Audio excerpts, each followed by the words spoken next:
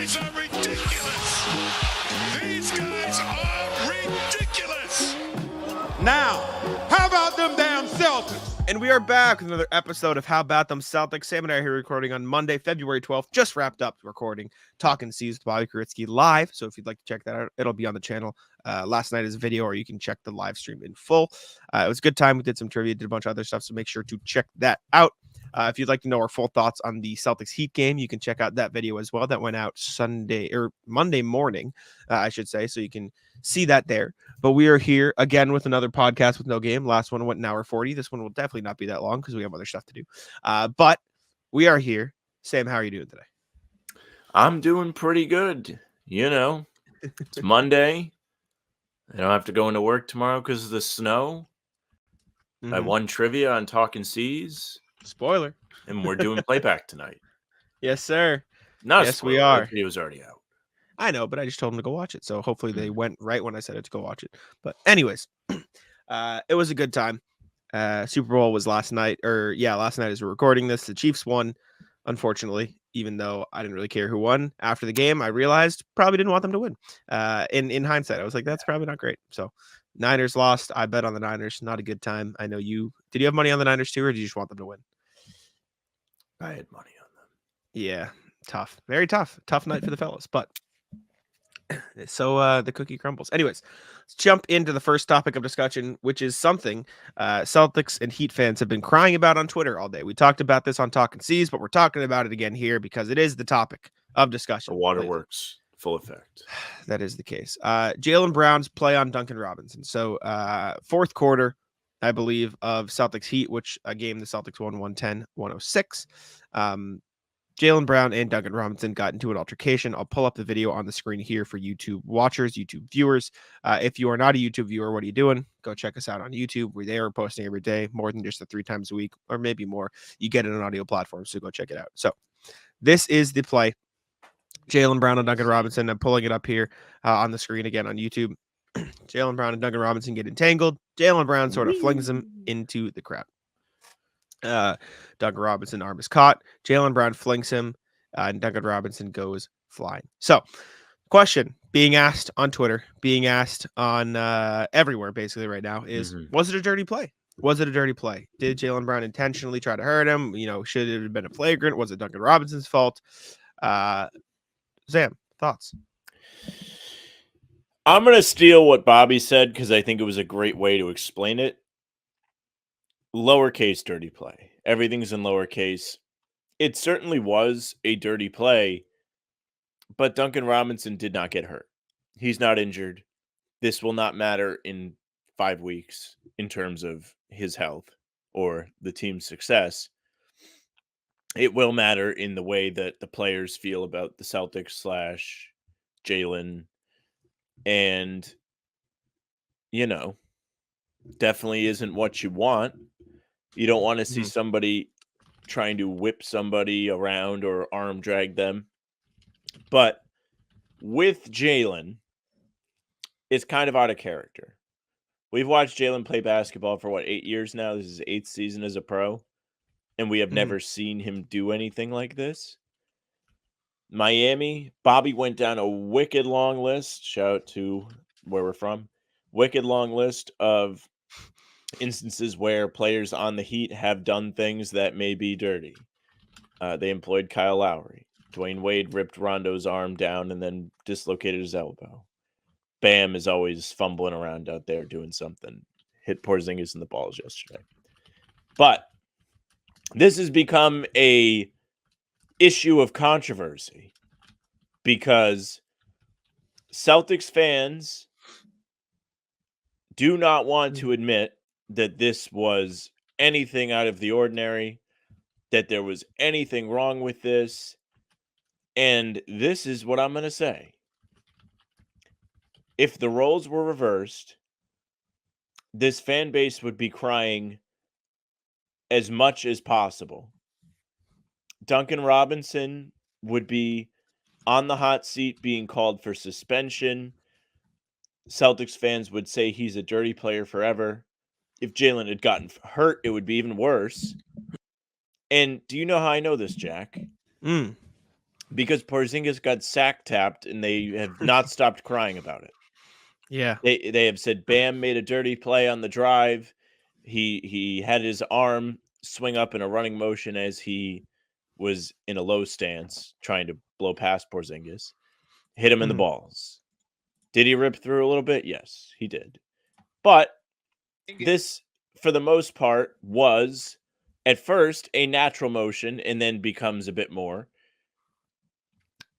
Not what you want to see for Porzingis. He's clearly feeling it, not feeling great. But people have, all they've done is talk about this. So the main point I want to take away from this, and then we can go through all the quotes and stuff because we haven't even mentioned what was said. Please don't, one, compare this play and the other play we showed you. And don't take the Jaylen play and make it out to be some sort of basketball play. Do the 'cause it rankings. wasn't. I like the rankings you did on Talking Seas. Do that again. The rankings of who should cry? Yeah. Okay. So crying power rankings today. Duncan Robinson should absolutely be able to cry. Yeah. Duncan Robinson's Miami Heat teammates should also be able to cry. Miami Heat fans should also be able to cry, but they're not on the team. And then Celtics fans, way at the bottom, can't cry. Not a day to cry. It's freezing out, actually. If you cry, it'll freeze to your face. Agree. Listen, I think I said this on Talking Seas. I'll say it again because it's how I think. Multiple things can be true, right? The Heat can have a reputation for playing dirty. The Heat can live in the gray area of dirty play. Duncan Robinson could have been too handsy on that play. That's true. Bam Adebayo could have given Porzingis a little extra unnecessary, scooping whatever to the groin area. But Jaylen Brown can also have done a dirty play. And like you said, with the quotes after the game, Jaylen Brown said, "I bet he won't do it again." If him saying that doesn't immediately make you think, "Oh, wow, so he did mean to do it," then you just are wearing green glasses because that's exactly what happened. He said, "I bet he won't do it again," which screams, "Yeah, I did it. What are you going to do about it?" And Celtics fans can like it all they want. But like you said, Sam, if this was reversed, they'd be mad. So it was absolutely a dirty play. Yes, I don't think he meant to hurt Duncan Robinson, but he knew what he was doing. Jaylen Brown's not an idiot. Right? How do you know Duncan how do you Robinson's know arm he was knew what he there. was doing? What do you mean? I tossed it up so you could be like, he said he knew what he was doing. I said that. I just said that. I just referenced the quote. I know. I was like, what are you talking about, brother? I just said that. Please yeah, shame me in the comments. He admitted he knew what he was doing. He admitted it. He said, "I bet he won't do it again," which is like, yeah, I knew what I was doing. I was telling him not to do it again. So Celtics fans, listen, Celtics fans can like it all they want. They can like the fire that it brought. They can like that he was teaching him a lesson. But if you could like what he did and then also say it wasn't a dirty play, you're just delusional. You can be both, but just accept both. Don't say it wasn't a dirty play. Bam was more dirty. It wasn't. Bam gave him a little extra, yes, but Bam started as a basketball move. Never in a million years or at any point was Jaylen Brown's flinging Duncan Robinson a basketball move. The play was dead. It was done. He just like, see ya. So, yes, it was a dirty play.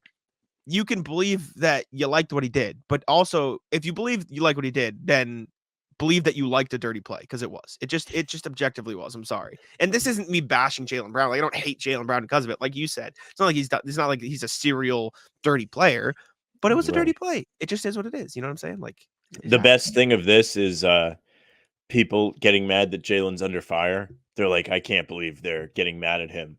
As if they think that this was like the time Marcus Smart dove for a loose ball and it hurt Curry. And then Steve Kerr cried about it in the post-game conference, saying like, that's not a basketball play, blah, blah, blah, because he dove and tried to get the loose ball.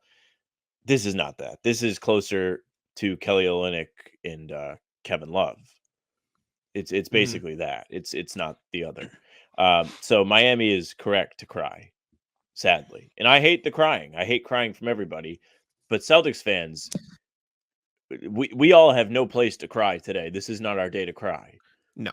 So please stop crying. And they won the game. Shout out. So. And they won the game. So shout out to Oliver Fox, who did a write-up on this for Celtics blog. That poor man has just been under fire today. Personal attacks in the comments. I went to read the comments because I was kind of curious. Was it personal? Yeah, they were like, I hate you. Like, paraphrased, I hate you. But anyways, I went to look because I wanted to see what the intelligent members of the fan base had to say. Usually people that are interested in reading up on things are the more level-headed of the bunch rather than just going on Twitter and telling you how they feel. And it was a lot of mean, but there were also 17 people looking at the discussion when I went to look. So it is a hot topic. But we as a fan base and the Celtics as a team are not the victims of this. Please do not play the victim, because they're not. If you don't really care about it, it's one thing. I personally think what Jaylen had to say after the game was kind of funny. He was like, if you don't want to play defense, I don't know what to tell you. He's like, if you actually played legitimate defense, this would not have happened to you, Duncan Robinson. It doesn't justify him like arm dragging him, but respect it. What they should have did is, if Duncan Robinson didn't go up there and cry, and he's kind of justified to cry, power rankings at the top. If he was just like, yeah, Jaylen tried to rip my left arm out of its socket because he can't go left, so he was jealous, would have been fine. Viral quote, probably squashes it. And then Jaylen could have been like, yeah, I've been using my left arm to sweep you guys this season on the broom, baby. Very funny. It is what it is. I think it was a dirty play. I think you agree that it was a dirty play. I think it's just... Yeah, I didn't like throw my fist up like, yes. You know, I was just like, oh, man. Probably shouldn't do that. I mean, Not for nothing, I don't know. It also resulted in like a 5-0 Heat run like this because they turned the ball over because of the flagrant, got 2 free throws, and then made a 3 on that possession. So even just from a pure, I don't really care about the people involved, but from a Celtics need to win standpoint, terrible. Yeah, not great. Not great. I don't get how you can watch that play even in real time and just think Jaylen Brown did nothing wrong. You know what I'm saying? Like that's wild to me. Like it is so clearly like, like he flung the shit out into the Just ground. To clarify, what are you watching? I'm thinking about now. I do not think in the I don't care about the people involved as long as the Celtics win method. So please don't go in the comments and be like, Sam said he doesn't care about the players. It's not what I said. I didn't even pick but up I'm on saying that. even if you break it down to the minimal X's and O's, bad. Yeah, not great. Moving on to actual basketball talk rather than this. We didn't talk about the Porzingis thing, actually. I guess we could say it. I thought it was less bad. I mentioned it. We don't have to go too in detail on it. It's just... Did you think Porzingis was dirty? I didn't think the Bam thing was intentionally dirty. I think it ended up being like, oh, what are you doing? But I think think the Celtics get hurt an awful lot underneath the basket, Porzingis in particular, when they play against Bam. Last time rolled his ankle on Bam. This time gets hit in the back with a Bam play. And then he gets hit in the balls too. Like, not the greatest Porzingis versus Bam look. If you want to be like, maybe one of these guys might be a dirty player. Yeah. But I'm not saying Bam's a dirty player. But other people are saying that. Which I also think is green glasses. I don't know. There are people that aren't even wearing green glasses that are saying that. They might be wearing orange and blue glasses. I will also say Bam does set a healthy amount of we'll say eyebrow raising screens. That can be the term he we use set for screens Bam. like a little kid that just had a bunch of sugar. Can't sit He still. set screens like All Henry. Right. He set screens like Henry. That he does. Anyways. The NFL season is wrapping up, and there's still time to get in on the action with FanDuel, America's #1 sportsbook. Right now, new customers get $150 in bonus bets, guaranteed when you place a $5 bet. That's $150 in bonus bets, win or lose.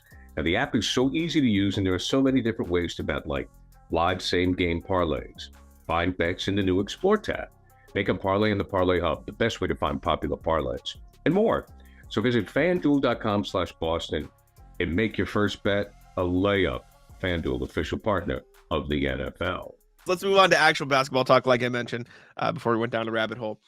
Are the Celtics a good crunch time team? Now, Sam, you put this together, so I'll let you do the lead-in if you'd like.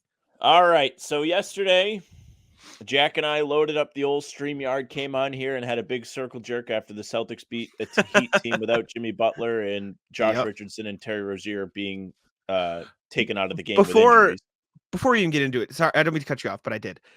I think it is lame for Heat fans to go on this whole like high horse of, yeah, well, we're scrappy. We might not have talent, but we're scrappy. And then also, and I'm not saying they were doing this, but then also play the thing of, well, we didn't have these guys. That's your whole like thing. Your whole thing is that, yeah, we're the underdog Heat. We're the scrappy Heat. So then for you to like, to go from, yeah, we're the scrappy underdog team, we don't need anything, to, oh, well, we didn't have these guys. Pick one. I obviously I know the difference. Obviously I know injuries are a real thing, and not Yeah. having Jimmy, Terry, and Josh Richardson is a real thing. But pick one. that's what I Well, say. I thought you were just going to be like, Celtics didn't have Tatum in Game 7 pretty much. That is also true. Yeah. But anyway, sorry, I cut you off. My bad. So anyways, they beat this Heat team, which yesterday I came on here and addressed that they were shorthanded and said they were supposed to hive mind. So I'm not really worried about that. And they won a game that didn't feel like they were going to win at the end. The way we've seen the Celtics play basketball in the past, they've been poor to close games. They haven't been great when the momentum is against them at the end of the fourth quarter. They haven't been able to stop it. Yesterday, they weren't able to put the ball in the basket. Despite that, they still managed to get stops. They remained focused, and they out-hustled the Heat culture Heat, wearing the Heat culture uniforms on the Heat culture court with the Heat culture paint that says how gritty they are. They did a great job of closing the game yesterday. So, Action Network's Matt Moore went on to Twitter yesterday and tweeted about this win. He said, Boston is 17-8 in clutch time games within 5 points in the final minutes this season. The third best winning percentage in clutch time. I think somebody in the replies said it was 18-8 now, so yesterday's might not have been taken into account. Regardless, Yes. they're pretty good. He said, those are the facts. It does not feel like it. Sam Quinn of CBS Sports quote tweeted this and said, I feel like this near Celtics collapse is going to slip through the cracks. It's Super Bowl Sunday.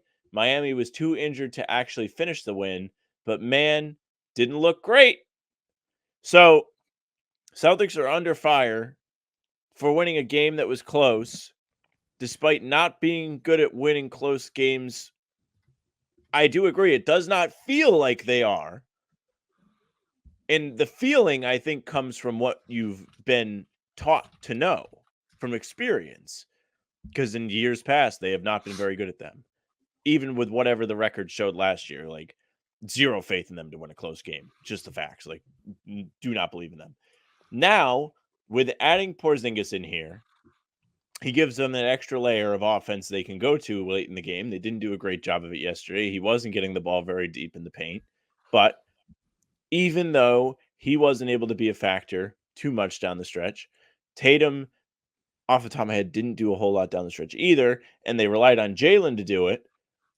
Without the ball going in the basket, they buckled down and actually played defense. And the stops were the biggest concern for me in crunch time. The offense is a whole other thing, which I think we can both agree still isn't where it needs to be at times. It was better, though. It was better yesterday. And it was better. Absolutely. But them not being able to get stops is the thing that wholeheartedly has concerned me watching them play in the clutch forever. So yesterday was just not the game to pick on the Celtics, I feel. Yeah. So, listen, heading into crunch time, it was 99-94. They won by 4. They did not blow a lead in crunch time. They did not collapse. They did not all this stuff. Did they squander a bit of a lead in the fourth quarter? Yes, but a part of that was the Heat got flagrant free throws and then hit a 3 on the next possession. So that was a 5-point swing off a flagrant foul, which I'm not saying that shouldn't be taken into account. It absolutely should be. That was bad time for that. But I think that counts. Now, also on top of that, Sam, you're a big eye test guy. I'm a big stats guy. It's kind of the dichotomy we have on this podcast. I 100% agree with you. And I have the stats to back up the eye test this time. So we're back. So crunch time in that Heat game. I looked at clutch time, which is 5 minutes in a game that was at one point at least 5 points or less margin. Celtics shot 3 for 6 and 1 for 3 with 2 assists on their 3 made baskets. Pretty good. The Heat shot 2 of 7, 1 of 3 with 0 assists on their 2 made baskets. Pretty good defense in the last 5 minutes of a game. Celtics got technically outscored by 1 in that last 5 minutes. That said, I'm going to point to it again. The 2 shots Miami made, or the couple shots Miami made, whatever, tough shots. Like Miami was objectively making tough shots in those last moments. I think one was a Tyler Hero pull from like 30 feet and he just drained it. It was. Yeah. So that goes to my previous point from a couple pods ago. Shit happens, right? Big time players make big time shots, and these players in the NBA for a reason. Like they make shots. That's what they do. And so I agree. I think the Celtics played pretty well in that Heat game. You look at the final 5 minutes of this game. Like I said, heading into the final 5 minutes, it was 99-94. Excuse me. Tatum immediately puts them up 101-94. With 7 minutes left. Also, I don't know where those clutch time shots came from. I don't know if they changed it because there were a lot more than 2 shots made for each teams in the final 5 minutes. So maybe that's false, but maybe regardless, the game wasn't within 5 points. Yeah, true. Okay, yeah. So by the time it was, then they buckled down. Regardless, it was good end of game defense. Tatum scored a floater to put him up by 7. Then Hero immediately matched it with a jumper to bring it back to 5. Adebayo made a fadeaway. Then Brown hit a 3. Then Hero hit the big 3.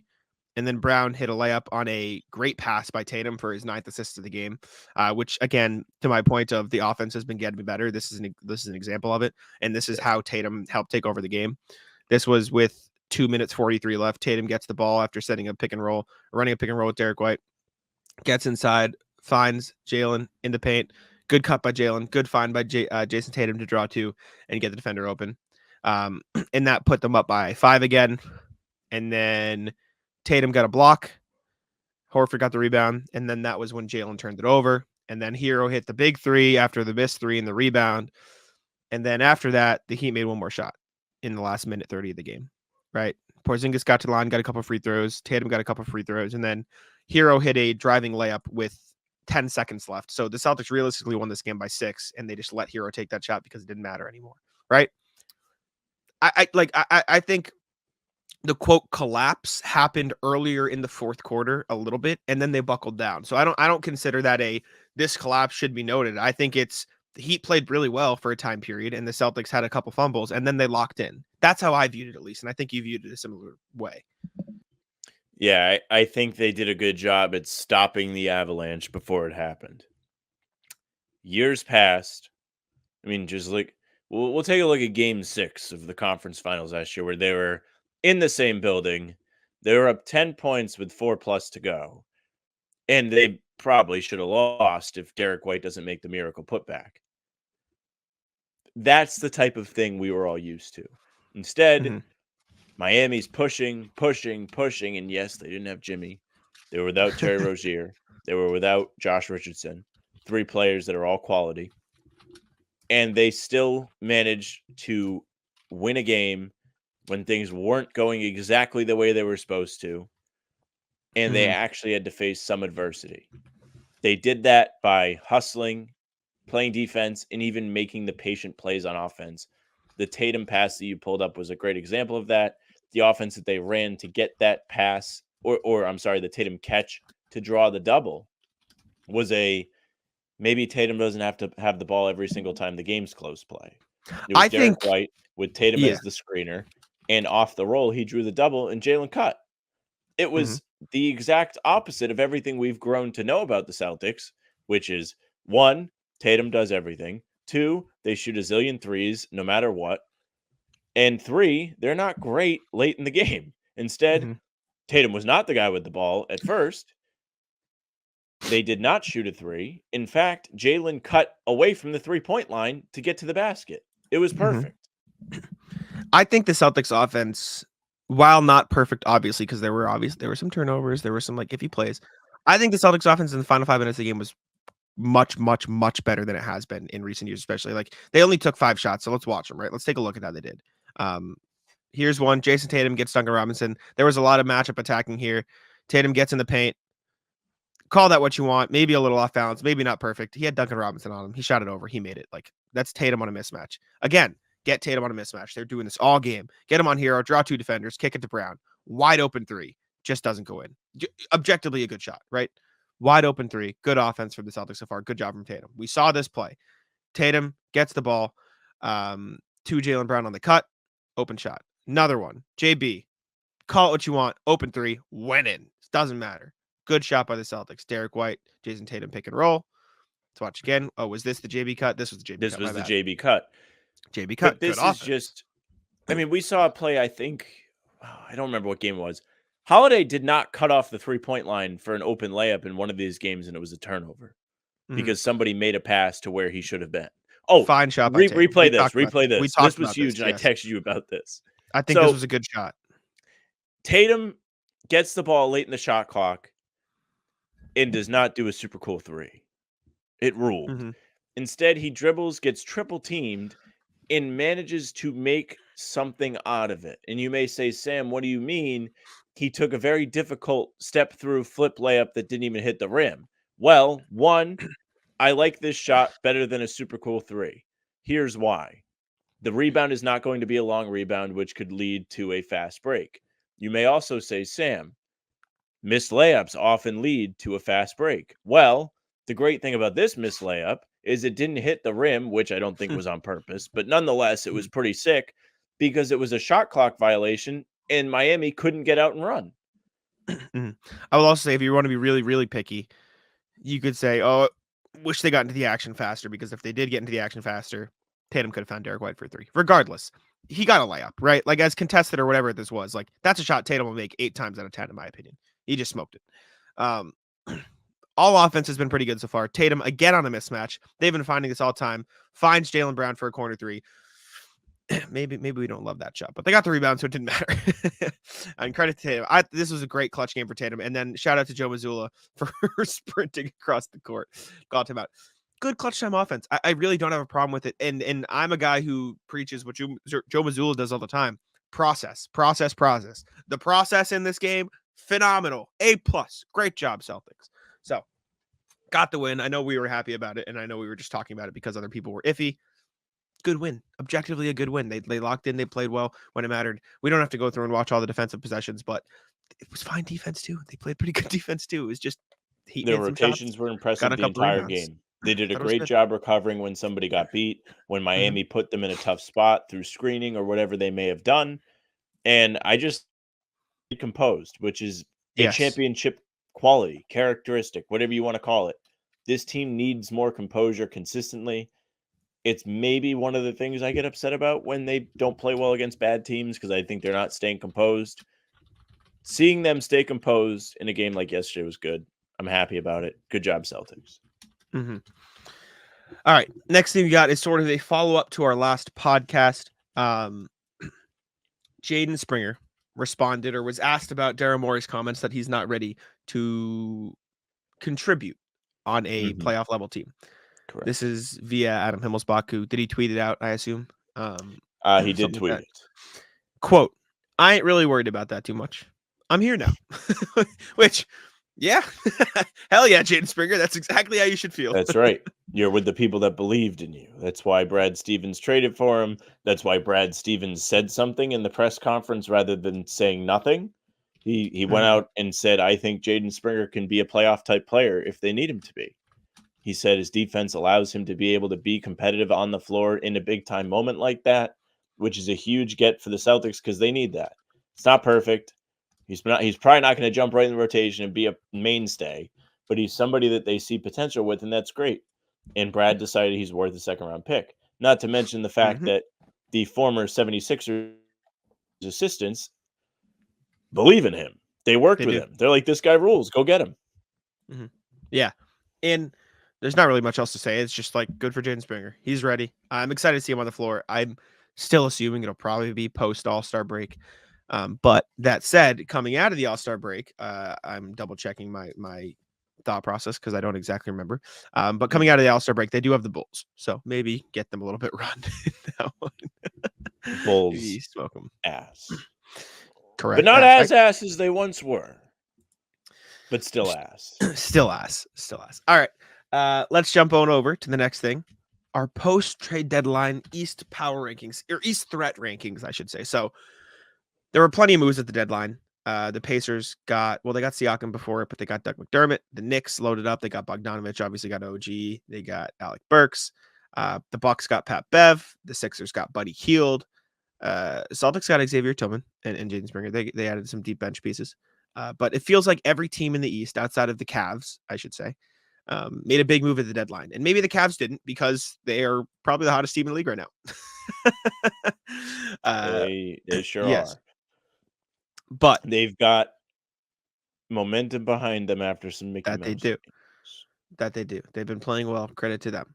However, post trade deadline, let's power rank our individual threats in the East to the Celtics, because I think it's pretty clear at this point the Celtics are the best team in the East, probably the NBA, but at the very least the East. They have a 5-game cushion on the rest of the Eastern Conference right now. 5 games up on the Cavs, 7 games up on the Bucks, 8 games up on the Knicks, 9.5 games up on the Sixers. That happened really fast. It did happen fast. That's what I was literally about to say. I was like, wow, like they were like pushing back against Milwaukee, like 2 games, 1.5 games, 2 games, 1.5 games. Then all of a sudden it's 7. Yep. Sick. 9.5 on the Sixers, which I know the Embiid thing obviously Sixers plays a part, but like that is crazy. So, yes, let's power rank our top. Let's do top 5 threats in the East for each of us in terms of this team could beat the Celtics in a playoff series. Now, obviously, if your number 1 threat you still don't think could beat them in a playoff series, it makes sense because they're the best team in the East. But in terms of I Most wouldn't want to likely see to this beat team the Celtics in a playoff series. wouldn't want to play them in a playoff series from a Celtics perspective. So, who's your number 1, Sam? Milwaukee, still. I know they look terrible. They still have quality talent. They still have quality players that could be a part of a good defense. Having Giannis and Brook Lopez is never going to be an easy front court to play against.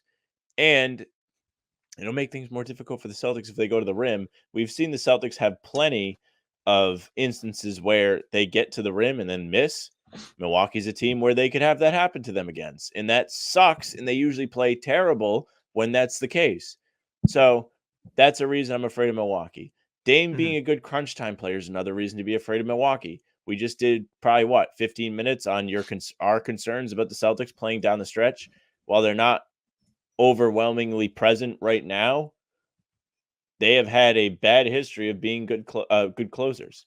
Dame being in Milwaukee will make it harder for them to close out games. It won't be fun to watch.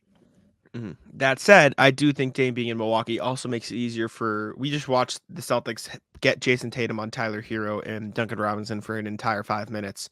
That does give them a weak link to attack. So I do think there's some give and take. That said, I 100% agree with you. I still have the Bucks number 1 in the potential East threat power rankings for the Celtics. They have Giannis, period. That is effectively Correct. what it is. He's Two-time the MVP. best. He's the best player in the Eastern Conference right now with Embiid out, 100%. And I love Jason Tatum. I think he's up there. Giannis is Giannis. He's won a title. He gets that respect. The Bucks are the Bucks. They've been there. That's where I'm putting them. So they're my number 1. They should be there. Mm-hmm. My number 2, New York Knicks. I think the Knicks deserve to be there. I think they have the superstar. I think they have some of the best defensive pieces in the league to guard the Jays. Got the hiccups. OG Anunoby, Josh Hart. And now Dante DiVincenzo as well, who's a solid defender. I think they got some of those best pieces. I think they thrive in an area the Celtics have struggled with in the past, which is offensive rebounding. They got Isaiah Hartenstein and Mitchell Robinson, who are elite offensive rebounders. I think they play basketball that is built for the playoffs in terms of gritty defense, buckling down, playing physical. And they have what I would believe is a top 15 player in the NBA right now, Jaylen Brunson, who's just nasty. He's going to give him problems. He gives everybody problems. And so they're my number 2. They're hot. Once they get healthy, they're going to be great. I got the Knicks at 2. I'll talk about the Knicks. I have the Knicks at 3. Okay. I'll talk about the positive things first. I think Jalen Brunson's really good. I do. I think he's, like Dame Lillard, a good closer in games, which could make things difficult on the Celtics. I like Hartenstein a lot. I think he's a dog. He's really somebody that, watching him play in the playoffs last year and also in games against the Celtics, can be a real irritant and also be a game changer for the Knicks. So he's a great presence. If Mitchell Robinson comes back and is the same, he'll be a good presence for them as well. We saw the offensive rebounds be a bit of a factor on opening night. Celtics still won. But with all of that being said, the defense in the Knicks front court / wing area is also great. It's great. They have good defenders. They are well equipped to guard the Jays. You're absolutely right. But here's where it comes in, and you knew I was going to go here. When you get to play against Julius Randle in a playoff series, doesn't it all get a little bit easier now, doesn't it? Because you have somebody out there that the team has to use as a secondary scoring option, somebody that has shown that he can be viable in that, but also looks like he's learning to play basketball on the fly every time he plays, turns the ball over a lot, and probably has too much responsibility. If you're the Celtics, you can really commit to slowing down Brunson. You are well equipped with your own stoppers in Derek White and Mhm. Drew Holiday to take over, to be pains in his ass, and you have great length to guard the paint. If I'm the Celtics, I'm living with Julius Randle taking perimeter shots. And if he gets inside, you have Horford and Porzingis and also Tatum. They're waiting for him. And to your credit, the Celtics did that earlier this season. You know what they did? They put Drew Holiday on him, and Yeah. he was lost. And so Yeah, I that's another I can agree great with that. aspect of this is Drew Holiday has the quick hands, the defensive skills that will make Mhm. things difficult on a Randall that's playing against somebody who he doesn't typically see. He sees bigger guys that aren't as quick with their hands, and because of that, he's not going to be as much of in the torture chamber, but with Drew Holiday, he will be. Mhm. And lastly, I don't know. It's tough for me to commit to thinking the Knicks are good, not because of the Knicks, but because I've seen the Celtics beat them every single time this season, and they will play again, and we'll get to see them actually play against the group that the Knicks will have in the playoffs because we have not seen that yet. Mhm. But as of now, I just can't get behind it because I'm like, well, they just beat them every single time. Sure. I get that. I do. It's almost like Philadelphia in the sense, like, even when the Sixers are really good, you just know you're going to beat them. Sure. Yeah, I got you. I understand. Um, yeah, I don't But know. I view it. I think the Knicks are a team that is built for the playoffs, and so I sure, think they'll be. And to be clear, nobody on this list I think should be able to beat the Celtics in a 7-game series, and I think you feel the same. It's just in order of give them trouble. speaking of order, my second pick, because the Knicks were Mm, 3, Miami Heat. mm. I have PTSD. I mean, the Heat have done it twice now in the last 3 seasons in the playoffs. Respect to the Heat. This is 2020, respect. 2023, they have beaten the Celtics with this core members, right? I guess 2020 was a bit different, but Tatum and Brown were still there. Same thing. And the Spoelstra hive mind is a thing. I don't really want to deal with that. Even watching yesterday's game, and the reason why it felt like such a decent win was because they were still competitive with the personnel that they had because they were just doing crazy shit. They were full court pressing the Celtics, and it kind of worked. It Mhm. took the Celtics a while to get into their offense. Like, in a playoff game, that can muck you up and make you have to rush, which I think when the Celtics rush, they're ass. That's why I did the whole 2-for-1 thing, because when they have that situation, they're rushing and they look bad and everyone hates it. Turns out it's not true, but the percentages would tell you they still aren't as efficient, which is why you don't want to see them rush when they don't have to or they're not benefiting from it. Mhm. So Miami is just a team. It's always there. They have Jimmy, who cares about the playoffs. It does not care about the regular season. They were in a very similar spot last year around this time. They didn't make any real trades. They were middling. They were losing games. They lost a really bad game last year off the top of my head to Charlotte. They blew a huge lead and Charlotte was ass. Like, they had all of the same, like, they might be dead. And then the playoffs showed up and oh boy. Mhm. You know, I agree 100%. And to be perfectly clear, like I said, this isn't a what's it called? This isn't a, screw the Heat. This is a respect the Heat. Like the Heat are the Heat. They're the Heat for a reason. Eric Spoelstra is the best coach in the NBA. I'll say it. I'll put it out there. He's the best coach in the NBA. They're phenomenal. Jimmy Butler's got that dog in him. He's got that mindset. That's what he does. They're a damn good defensive team. Their role players have consistently stepped up in the playoffs. You don't want to see the Heat in the postseason. That is No. it, period. Yes. So they're my number 3 for what it's worth behind the Knicks. My 4 is the Indiana Pacers. I don't want to see the Pacers in a playoff series. Not because I don't think not that I think they'll beat the Celtics, because I think they will exhaust the Celtics. I think playing the Pacers in a playoff series Good. is going to be exhausting because they're going to run. You think they run in the regular season? Imagine those motherfuckers when it matters. They are going to sprint. They are going to wear you down. They are going to get a ton of offensive rebounds because they're constantly making your defense move. It'd be a pain in the ass. It'd be the probably likely first, maybe second round series based on who wins. It's going to be exhausting. And by the time you get to the final, and even if it's a 4-game series, even if the Celtics sweep them, you're going to be tired because you're going to be sprinting for 48 minutes every single time. Don't want to see them. Don't think they'd beat the Celtics. This is not disrespect to the Cavs, who I think are a better team than the Pacers. I just think the Celtics should be able to beat them both, and they'd be more tired after playing the Pacers than the Cavs. I'm gonna tail you on this one. I Mhm. agree. I think the Pacers are a threat, and I probably think they're more of a threat than you do. solely because of the reason I don't believe in the Knicks is they actually have beat the Celtics this year. Nobody beats the Celtics this year, and they've done it twice. They beat them in a real game that mattered in the regular season, in the in-season tournament quarterfinals. They beat the Celtics, knocked them out of it, and the Celtics were trying. The Pacers just won. They have guys that have chip on their shoulder. Nesmith, after being traded from the Celtics, he always plays hard. The fan base here has started to turn on him and does not like him anymore. And Halliburton is an all-NBA talent. He's a smart player. He's not a bad eye test guy either. Like, he's not doing dumb shit out there.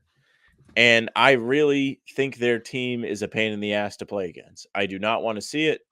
I would prefer not to play the Pacers. And if the Celtics do play the Pacers, they're going to have to win by really leaning on the defense. And they're going to have to slow down one of the league's top offenses. The offense angle on the Celtics will be a little easier because the Pacers don't play any defense, but you have to be careful not to play their game. I think that's one of the reasons why they have managed to lose a few games. I mean, they did beat them by 1 million at the beginning of the season, but Halliburton didn't play. Yeah, I agree.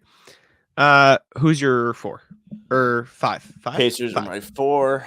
We'll put the Cavs at 5. Agree. Haven't seen the Celtics play the Cavs since mid-December. That was when Darius Garland got hurt in the second game. So he did play the entire first game. He was just coming off whatever injury he started the season with, though. So he wasn't exactly March 5th. firing on all cylinders. So we'll see that March 5th, which is a Tuesday. That it is. Don't worry about it. Just happened to know the day of the week because I scheduled the March 7th doctor's appointment because I was supposed to have one tomorrow, but the snow. Got it. I had to reschedule. Yeah. So anyways, I have not seen the Cavs beat up on the Celtics. I think they have a talented front court. They've got Mobley. They have Jared Allen. And those guys could be difference makers against somebody like Porzingis, who I kind of feel is the second most important guy on this team behind Tatum. And it could be a problem. Not to mention Donovan Mitchell's a real pain in the ass against the Celtics. He always seems to show up and play well against them. It's tough. It's a pick your poison thing. I don't know what to think of them just yet because it's been a while since these two teams have played, and we haven't seen the Celtics play them since they got hot. So there's another. I need to see it in front of me before I have a real strong opinion. Yeah, my thing for that one. Yes, the Cavs are good. However, they didn't win the playoffs last year, and it's a very different team. They have a lot more spacing now. Max Strus can shoot the hell out of the ball. George Niang is a good shooter. Sam Merrill's been on fire this year from 3. However, unlike the Knicks, who have Jalen Brunson, but it's less of an issue. They don't have a A-tier superstar or S-tier superstar like the Bucks. They don't have an exhausting play style like the Pacers.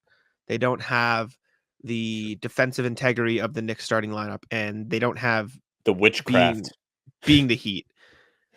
The Cavs have 2 players and potentially 3 players every single night that the Celtics can just fucking attack on offense. Donovan Mitchell, not a good defender. He's fine. He tries, but he's Garland. Darius Garland, same thing. Max Strus, same thing. They try. They're fine.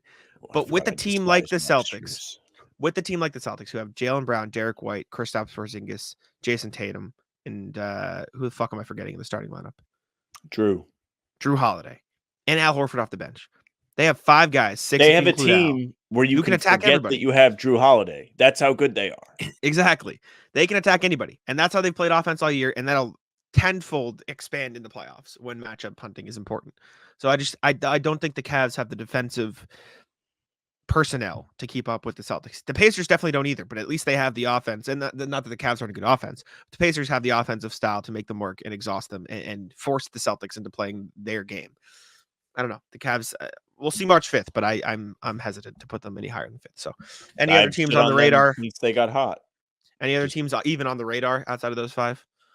Not really. I mean, if Embiid comes back, you have to think about Philly, but until then, same thing as the Knicks. They just always lose. So do I really have any fear in them? No. I mean, if they're going to do it, it was going to be last year. It felt like. Agree. All right, let's head on over to the email. See what y'all have to say there. I got a couple from RJ, but before that, we're going to spin the Incognito wheel. And spoiler alert, we have a winner already. Shout out to Johnny Barnett, the only entrant of Incognito this year, pod, I should say. Johnny, you will be winning some popcorn. Email us at hbtcpod@gmail.com. We'll hook you up with a $5 Incognito gift card.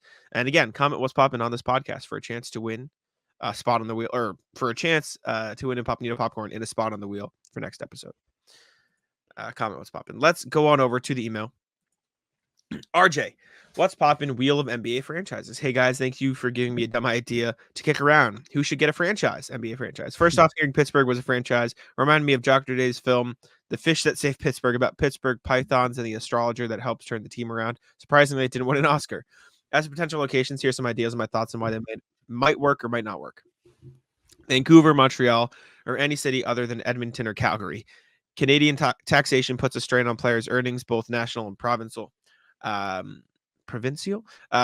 the more populated provinces, Alberta and Saskatchewan have the lowest overall rates, but Saskatchewan is less energetic than Utah. Seattle would be the more likely choice. Sorry, Vancouver. I just think the NBA wants to get into the Canada market more. That would be smart. So,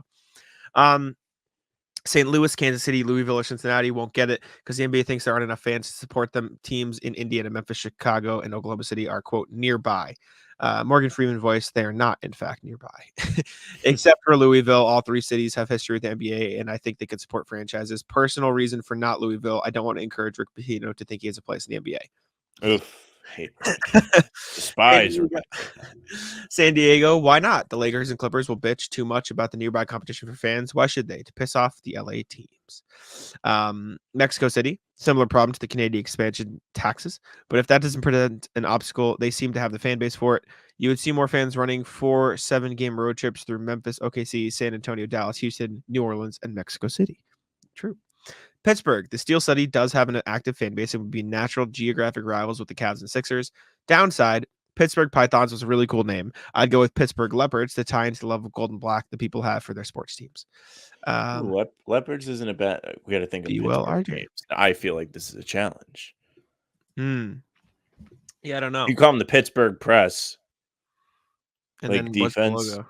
Yeah, but what's the logo? Just like a hardworking, like Pittsburgh guy, like with a hard hat. I guess, yeah. They would love that. I don't hate it. That they would. Yeah, thanks for the thoughts, RJ. I agree. I just think Canada might get one eventually because Canada market, man. They want that more. And no, Mexico I mean, is a big one too. I don't hate that. I think Vancouver's the most interesting alternate one we've come up with compared to Vegas and Seattle. Even though Vegas has shown out for the Knights, so I can't even be like, I don't think they have people there to actually care about the teams. It's just because they legitimately care about the hockey team. So 100%. I agree. Let's go to the next email. RJ, quote, what's poppin'? What is a, quote, bad night for JT with threes? Morning, guys. No trade chatter in this email. I'll wait for the dust to settle. On the Thursday morning podcast, you discussed Tatum having good and bad nights with the threes, and I thought, how do we define those? I mean, I'm the captain of I hate his dribble threes team, but let's be fair and put some guardrails on this idea. To start, let's define good, average, and bad long-distance shooting for him. For his career through the Atlanta game, JT is shooting 37% and 36% for the current season on threes. 36% for the current season on threes. Sorry. Given that he shoots on average between 6 and 8 3-pointers a game, we'll say that anything between 333, 2 for 6, and 375 is an average night result. Below 33 is a bad night, and 38% or higher is a good night. Okay. That breaks down this year's as follows. Good nights, 22 of them, 18 and 4. Average nights, 6, 5 and 1. Bad nights, 20, 14 and 6. Did not play, 3, 2 and 1.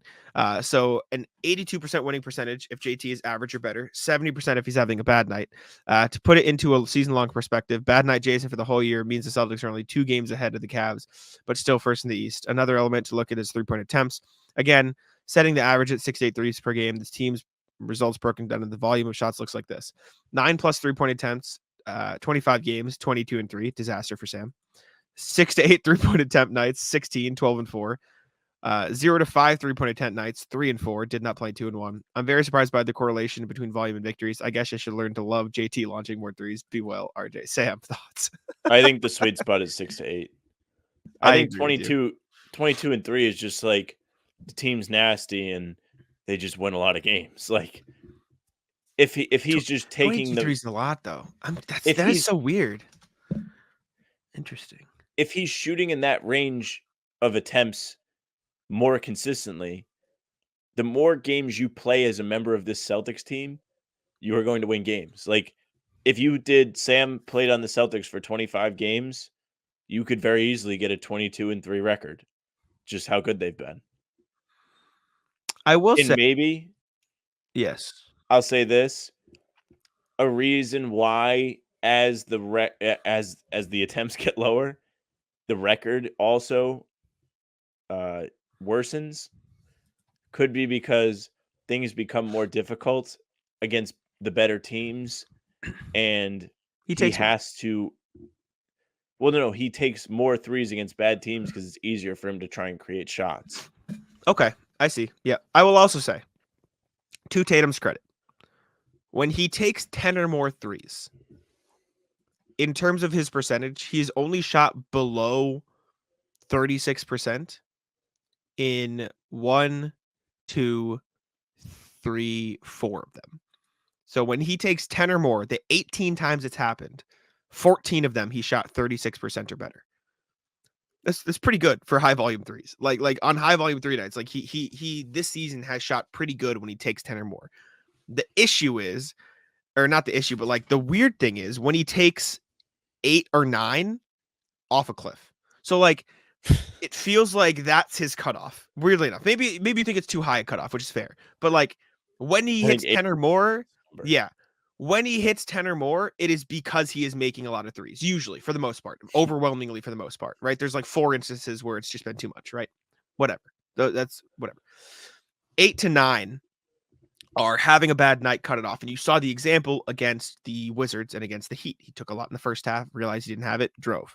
Good. Respect. And that's where the sweet spot of having a bad night is. And then low volume is just a mix of good and bad nights. He cuts it off. So for all of the talk we've had of bad Tatum 3 nights, like the stats overwhelmingly say he usually cuts it off around 8 when he's not hot, and overwhelmingly for the most part 14 versus 4. If he takes a lot, it's because he's having a good shooting night. So when you look at it that way, and I'm not disagreeing with your eye test, I've seen the same thing. I've agreed with you that there have been nights where it was bad, but like if you look at it in the grand scheme of things, like RJ says, like he's actually taking them at an okay rate in terms of hot versus not knowing when to stop. Sure. Also curious, I'm going to look it up quick and then we can move on from this email. I feel like he takes a lot more threes in the first half this season. Yeah, I don't know. I'm going to look it up. I don't have like a guess.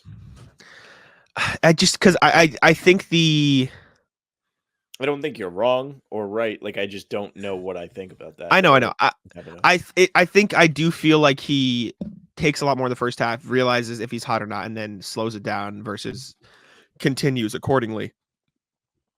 We've said in the past that we would prefer to see the opposite, where it's like get yourself going first, go to the cup, get confident, then you can start doing that. I agree to a degree. I see but the value in both ways. Yeah, I do think there is a little both. He takes 4.8 in the first half this year per game, and then in the second half, it dips to 3.6, and he's shooting 36% in both halves. So it's just he takes a little less. So good for Tatum, I guess. Sure. I don't know. Yeah. I will say this was a good email. Thank you, RJ. This is a bit eye-opening in terms of the attempts and stuff. And then we did have another email, but I'm not going to put it on the screen because I don't want to dox anybody. Ian emailed us with his email for Incognito from last week, but he did also say, as far as this email, don't hate on St. Louis getting an expansion team. It's a good way. I need a good way to get to Celtics games coming to me that doesn't involve a 5-hour drive to Memphis, Chicago, Indiana. Sadly, that's all I have currently. I will be trying to survive Chiefs Kingdom shenanigans that are coming through here in Missouri. Stay frosty, Ian. Ian, we don't need St. Louis. Come on, Jason Tatum. We need it. He needs to stay here. Not go there. Anyways. Let's jump on over to the NBA section, see what is going on around the league. I'll pull the standings up on the screen as I always do. Let's see, NBA you saw my standings. Change, right, Jack? You're what? Yeah. We're good. All right. NBA standings. First in the Eastern Conference is still Mr. Jason Tatum. Can you change the background to blue? Would you mind while I'm over here? Yes, I can. Much appreciated. No, you're good. Celtics with a it is crazy that they've won 77% of the games. Like that is a nuts percentage when you look at it in a whole. Cavs in second now, 5 games above the Cavs. Celtics on a 4-game win streak. Cavs riding a 9. Bucks 7 games back of the Celtics. They're 4-6 in their last 10 games. Not great. Knicks 7-3. Sixers 2-8 in their last 10. They are free falling down the standings without Embiid, which makes sense.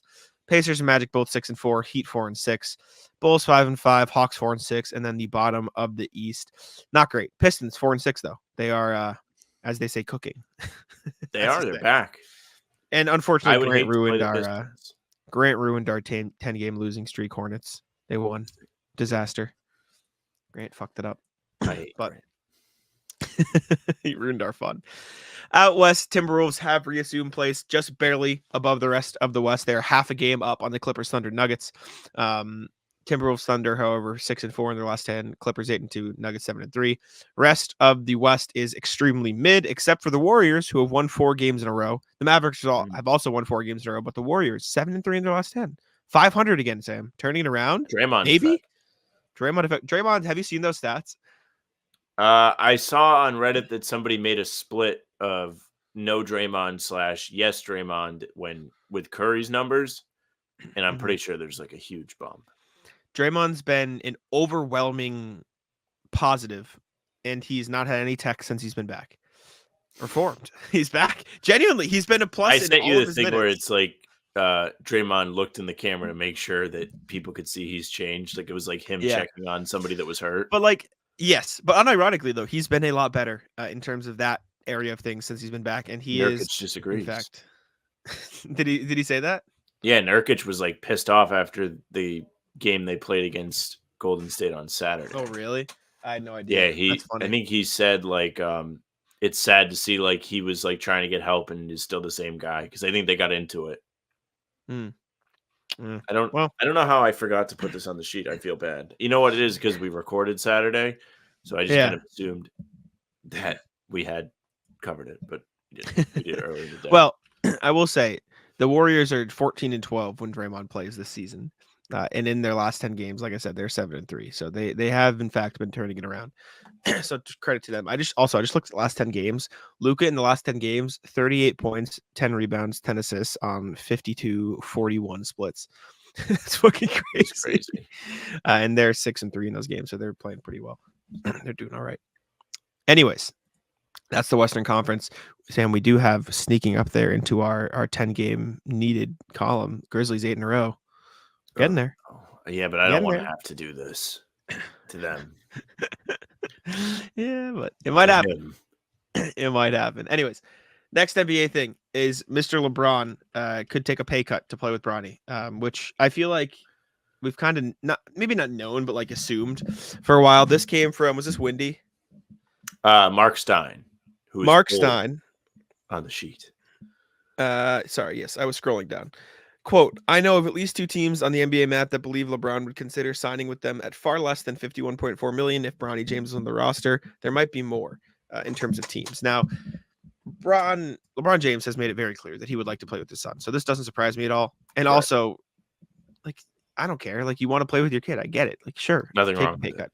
If anything, this should be a respect LeBron from Sam. Should have been taking pay cuts for years. Yeah, I think there's a lot of crying about LeBron not having enough help where when we all are from here and watched Brady play for the Patriots and continuously take pay cuts to win, I don't really feel bad. The answer is make less money from the team you're playing for, where you could say, why would you do that? He should make all the money he deserves. Well, he has like so much going on off the court. He could play for free and be just fine. Like it's really just how badly do you want to win? And the answer is apparently not that bad, except for when it comes to trading everybody. Then he wants to win super bad. Shout out to Seth Rogen. But I mean, this is like a cool thing, I guess. Like, yeah, about time you took a pay cut, buddy. And I actually think if LeBron was making less money and was like taking a pay cut, he'd be a very, very valuable piece. Like, I don't know if I think LeBron is a very valuable piece right now. I just don't. And you laugh, but like, I don't think I'm making like crazy biased points. Like, I think he's not worth the trouble right now. You're paying him up the ass. He's constantly throwing his team under the bus and putting the blame elsewhere. And the Lakers aren't winning games. Like, they're not. And it's because they do what he says. He has such a stranglehold on the front office, and they finally have pushed back on him and decided not to gut the remaining, 2 picks that they can trade this season. And he's out there tweeting out the hourglass and stuff. Like, I think, like, the Celtics are a bad example, but you wouldn't want him on the Celtics. Saying LeBron James isn't worth a max contract is the most biased thing you've ever said in your life. I'm sorry. No, it's not. I think so. I could have my opinion. Why aren't too. the Lakers winning, Jack? Why? Why aren't they? They're not Is it because he's hurt? No. Him and Davis have been healthy all season. Why aren't they winning? They've been really good because they're just not They've good been enough. really good. They're 9th in the West. They're not really good. LeBron and Anthony Davis have been really good. Why aren't they winning? I don't know if the team is not good enough. Why is the team not good enough? They just don't have the right pieces around them. I guess I Why don't know. don't they have the right pieces around them? I laid didn't all sign these the right things players. out, They and didn't- you're telling me I'm biased. I just told you why. Why? Because he dictates beyond the player role. He wants them to make the moves he wants. What was it? 2 years ago, they brought in all his buddies. They didn't play well. And they've been trying to recover from that since. And last season at the deadline, they gutted all their picks, And it worked. all of their assets. And it worked. They won a championship, didn't they? And they're in a great spot now, aren't they? I got them to the Western Conference Finals. They built the right team. The Lakers are very much like the Celtics in the sense I'm that saying that does not matter. I think blaming LeBron for the entirety of their problems.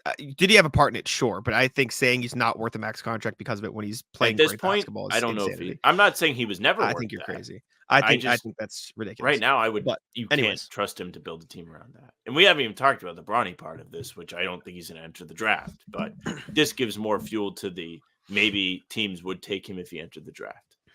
Regardless, next thing we got Mitch Kupchak stepping down, or their GM front office group is stepping down and moving into different roles with the Hornets, which makes sense. I guess like they're bad. Obviously, it hasn't really worked out in Charlotte. They had a disastrous draft cycle recently. The 2021 draft, they had 2 lottery picks, neither of whom are on the team anymore, which is insane. Like that's crazy, right? That's a fucking quick crazy. turnaround for those guys no longer to be on the team. Yes. To have 2 players who should still be on their rookie contracts right now not be on the team is a horrible mismanagement and decision draft wise. And for what it's worth, I even like both those picks at the time. It just shows why I'm not in the front office, and maybe they shouldn't be either. But they're not in the front office in Charlotte anymore. Yeah. This is Woj saying Charlotte Hornets PBO, President of Basketball Operations. Kupchak is stepping down to become an organizational advisor, clearing the way for the franchise to begin an immediate search for a new head of basketball operations. Among several league executives expected to be considered in the process, Pelicans GM Trahan Langdon, sorry if that's wrong, Brooklyn assistant GM Jeff Peterson, Cleveland GM Mike Gansey, Philadelphia GM Elton Brand, and several others. Sources tell ESPN. Thoughts? Any Brand thoughts? was still with the Sixers. Yeah, I guess I didn't either. I thought Morey took over for him. I guess I'm just wrong. Whatever. I mean, Hornets have gotten so bad that I'm sort of rooting for them to at least be competitive. They've been bad long enough. They're a small market. It's not like the Knicks where I don't feel bad for them no matter what. I just won't. But I don't know. LaMelo has been in the league for a while. He plays okay. Has some health problems. Brandon Miller's been playing okay. Grant's there now. We can kind of root for Grant, even though it's fun to root against him. I don't like to see any Eastern Conference team get good, though, so I don't want them to get too good. We'll see. I don't know if that's anything to worry about with Charlotte right now. At least not yet. Is this also Mark Stein? I think so. Trae Young. Yeah. Trae Young might not be long for Atlanta. This is from, as Sam said, Mark Stein, as I tried to put the timestamp down and forgot who it was when I scrolled up. Yeah, Mark Stein. Could the Hawks ultimately decide to keep DeJounte Murray and trade Trae Young in the offseason? I can tell you this much.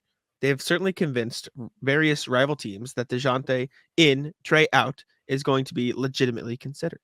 San Antonio tops the perceived list the Spurs have circulated for months among prominent league observers as a viable destination for Young's offensive gifts. In Victor Wembanyama, they also seemingly possess precisely the sort of long and rangy defensive anchor who could mitigate Young's defensive deficiencies. I wrote about this earlier this year for Spurs Wire that Trae Young's camp would welcome a trade to San Antonio, or they wouldn't mind it. Not that they were itching for it, but effectively the topic was brought up, and they're like, yeah, I mean, Trae would like to play for Pop and Victor and all that stuff. Or he wouldn't say no. Interesting. I mean, I've long said I think Trae is the one they should trade. That said, I am not on the same course of you where I think Trae Young is a incredible offensive player, like probably one of the best offensive organizers in the NBA. It is just he is Peyton Pritchard on steroids in terms of horrendous on defense. It is. You can take. I genuinely think Trae Young might be a top 10 offensive player in the NBA. He is probably a bottom 10 defensive player in the NBA. So you really have to weigh the value there. And I will also say, I do think it is maybe not in the playoffs, but I do think it is easier to mitigate potential defensive deficiencies in this NBA than potential offensive deficiencies. Look at Ben Simmons. Look at Andre Roberson. Like, you can't be a non-offensive player in this NBA. You have to do something. You can be a bad defensive player and still be on a good team. I think if you are an elite offensive player, it can be mitigated, but there are a lot of guys that are like average. Yeah, exactly. Sure. I agree. And I'm gonna back you on this in a second. But like there are plenty of players that are very good offensive players that just don't have a role because they can't be trusted, especially on good teams. Sure. Yeah, sure. All right, so Trae Young. Of places I think he could be the best, San Antonio has to be there. And here's why. Not only from an offensive standpoint with the possibilities, right? Like, we don't even have to talk about that. You talked about his defense.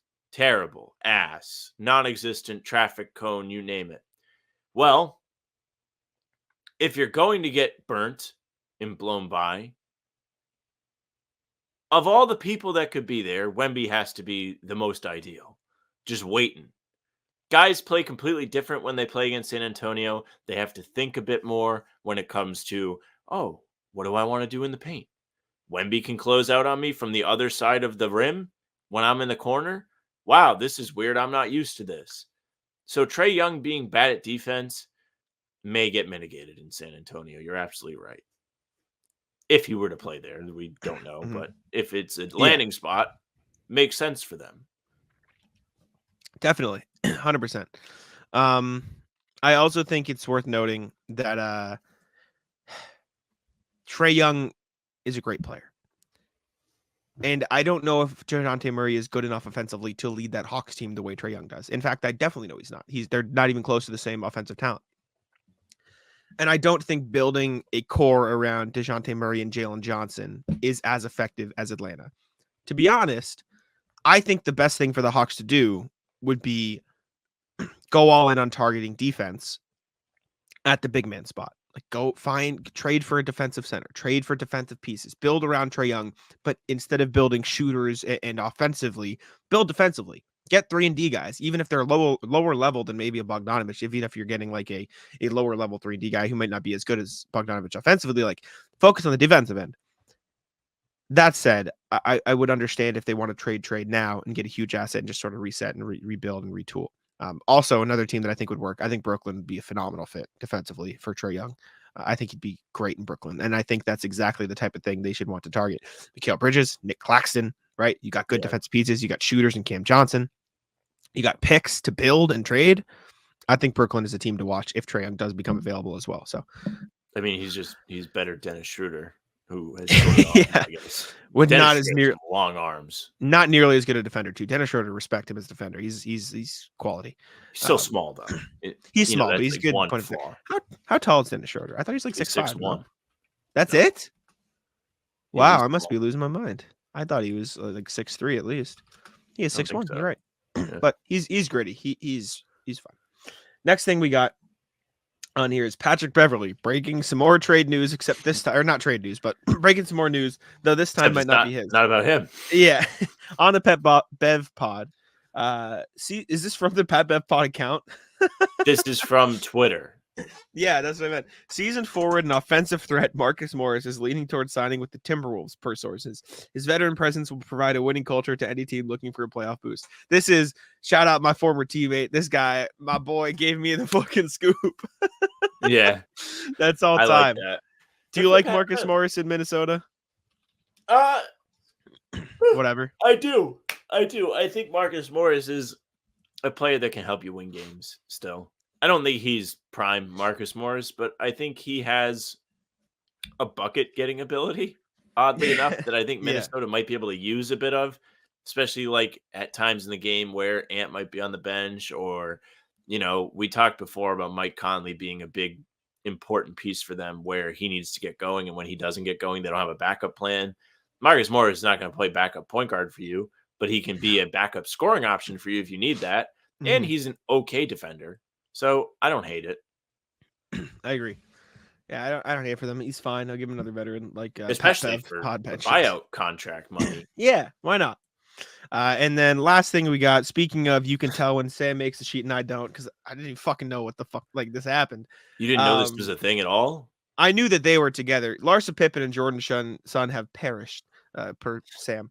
I knew they were dating. I didn't know like it ended, Okay. but I just found out when I was making what the is sheet today. this? Yeah, what is going on? All right. So if you didn't know, the most bizarre relationship maybe ever was happening right under all of our noses, with the NBA being the big connector.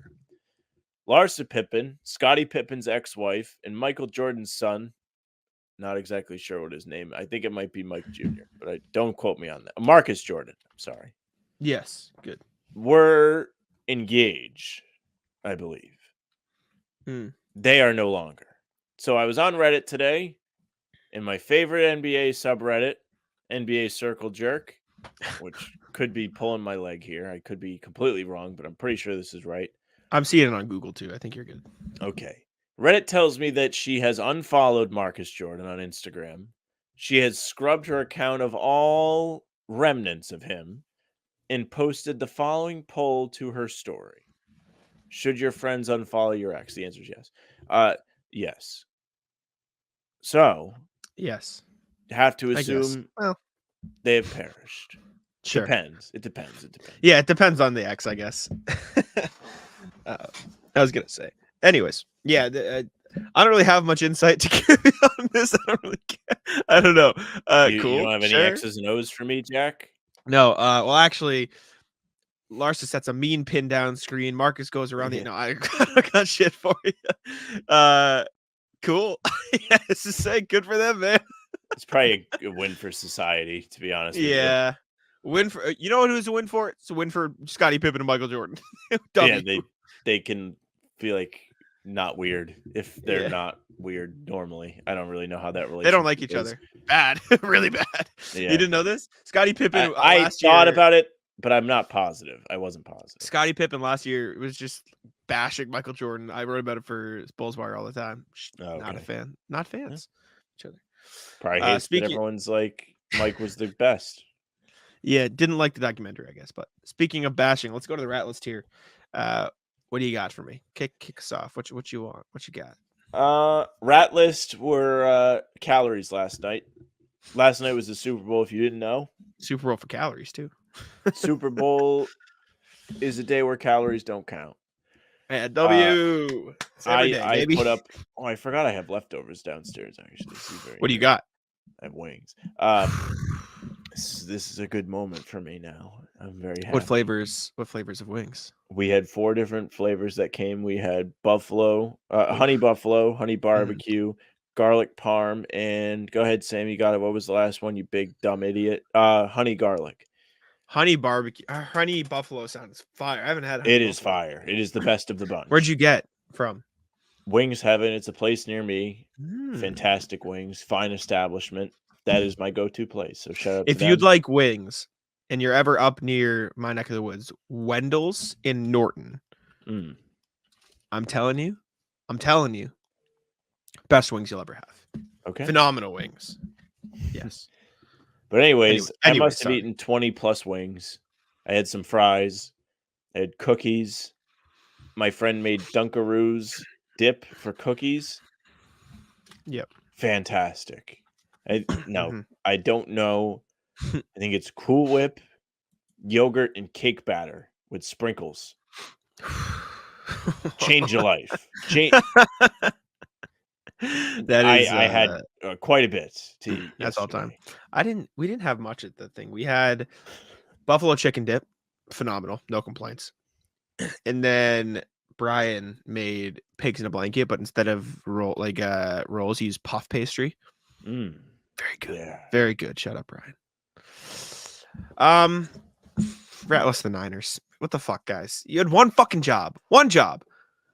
Like that's all you had to do. You didn't You care just had to- yesterday. This is on you. I know. You didn't care. I know. Well, then I put money on them. I changed my tune when I had a little money. I think when I in the- told in you the I month. had Niners, you gave me shit about it too. Did I? I don't think so. I think don't what I know said off the top was of my head. I think what I said was I don't want the Niners or the Chiefs to win because the Niners feel like the Niners feel like the favorite this year, but the Chiefs feel like the favorite every year, even though the Chiefs were kind of the underdog going into Sure. this. So it's just like a lose-lose. But then the whole Super Bowl party I was at or the gathering was on Niners money line. So I was like, you know what? Fuck it. I'll put some skin in the game too. Nope. Fucked. Also, Ratless, your house's ears. What the fuck is wrong with you?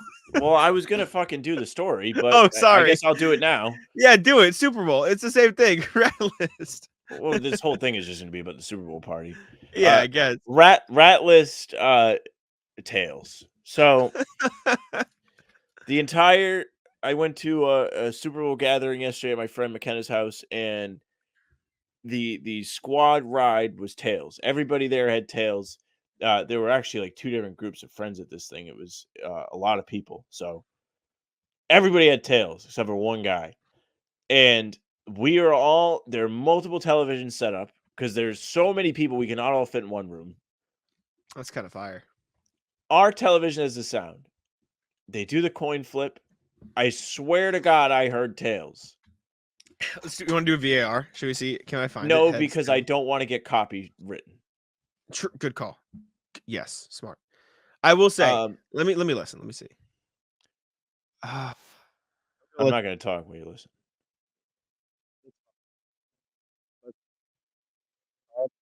Let me see what they say. I'm listening now. Sorry, you don't get audio. Oh, I just don't want to make you not hear it.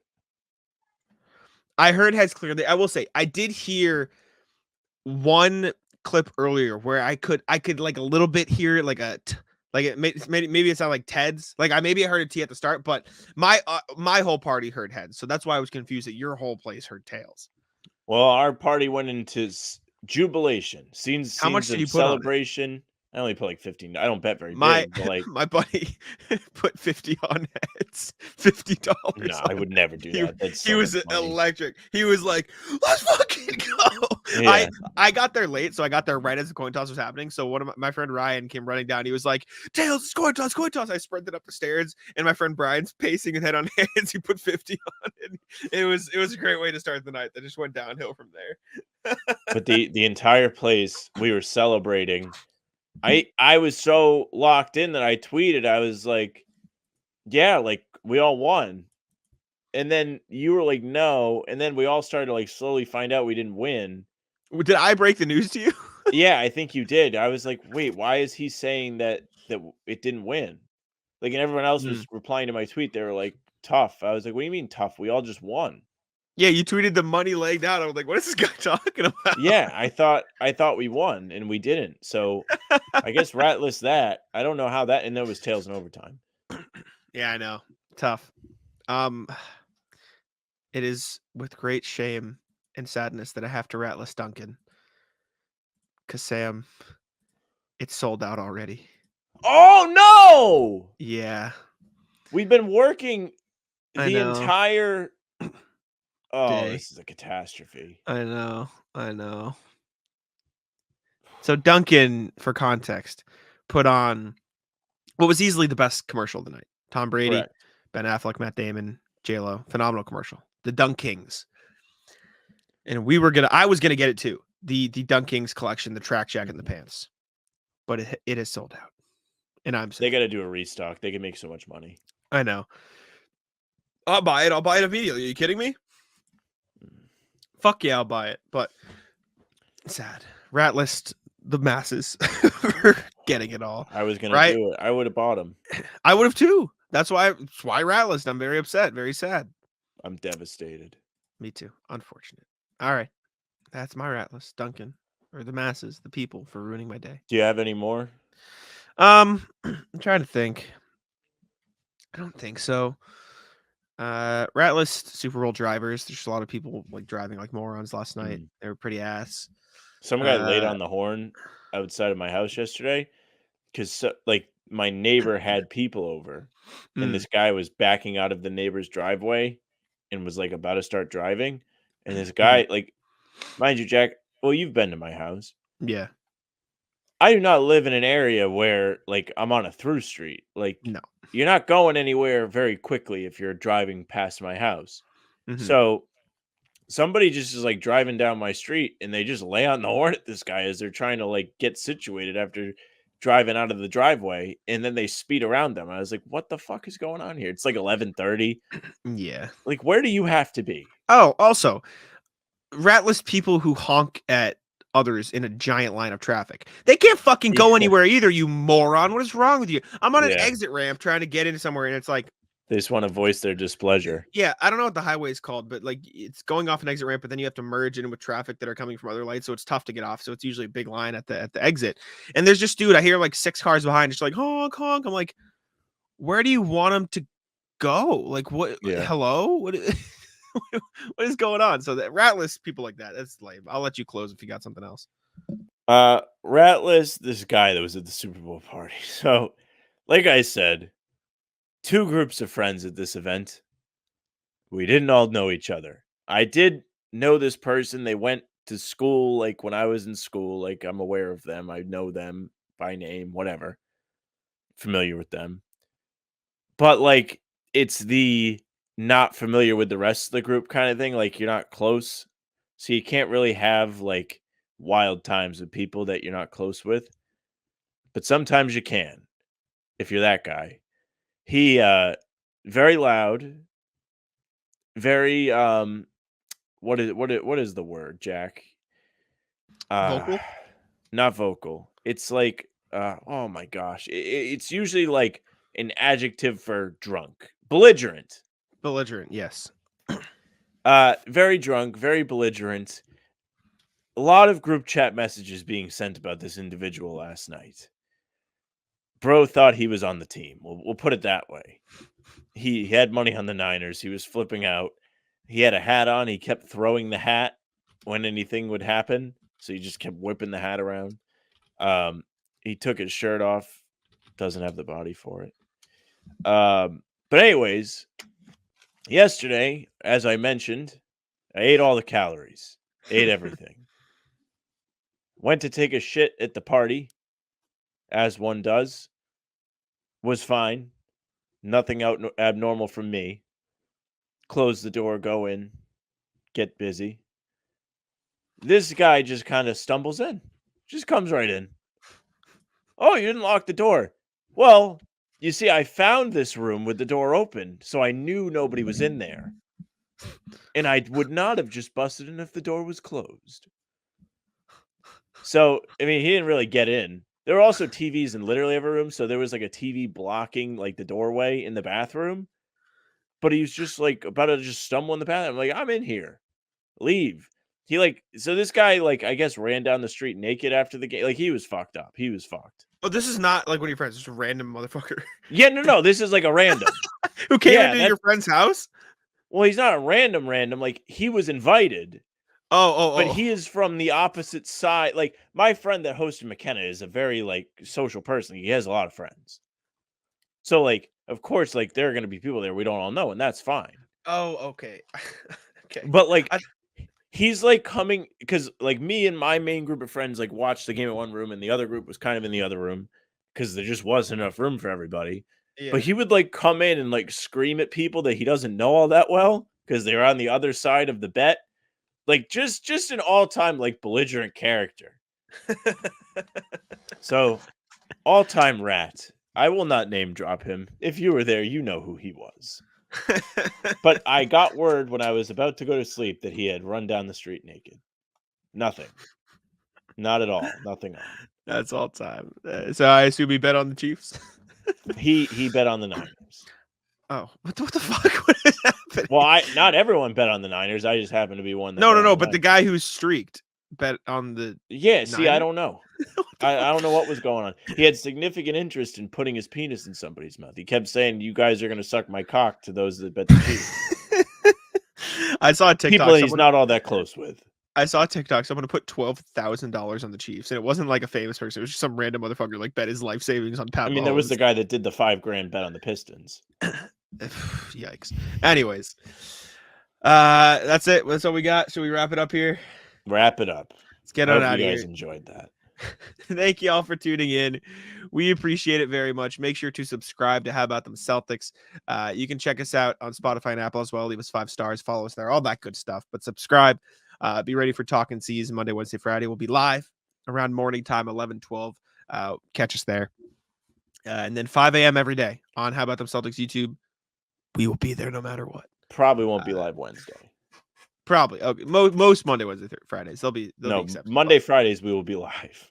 Oh, okay. Perfect. Even better. Monday, Fridays live. Thank y'all for tuning in. I'll let Sam wrap it up. All right. Thank you very much for listening or watching. If you're watching, make sure you subscribe to our channel. Hit the notification bell so you don't miss any of our daily uploads. Jack mentioned Talking Seas with Bobby. Those come out Monday, Wednesday, Friday. They'll be live Monday, Fridays. You can find the full-length pods Tuesday, Thursday, Sunday. Any game recap will go up on days there is no pod to stick it into, just like that guy wanted to do with his penis to my friend's mouth. There's also film breakdowns and trade rumor breakdowns or whatever rumor breakdowns, probably buyout breakdowns now. Just other videos going up. You don't want to miss any of it. We're live a half hour before every game, so come hang out. It's a ton of fun. You can also find us on Spotify and Apple. If you go there and follow us, you'll get the audio versions of the full pods and game recaps right to your inbox. Jack would appreciate it very much if you leave a 5-star review.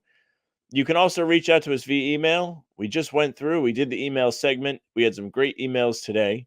You can do that. hbtcpod@gmail.com is the address to reach us at. So we love to hear from you. Definitely send some over. You can find us on socials at How About Them C's, Twitter, Instagram, TikTok, Facebook. Just the name of the podcast. Our streams are there and on YouTube and on Twitter. Jack's Twitter's at JackSmonNBA. Mine's at Samuel France NBA. That's it for us. Bye. Check,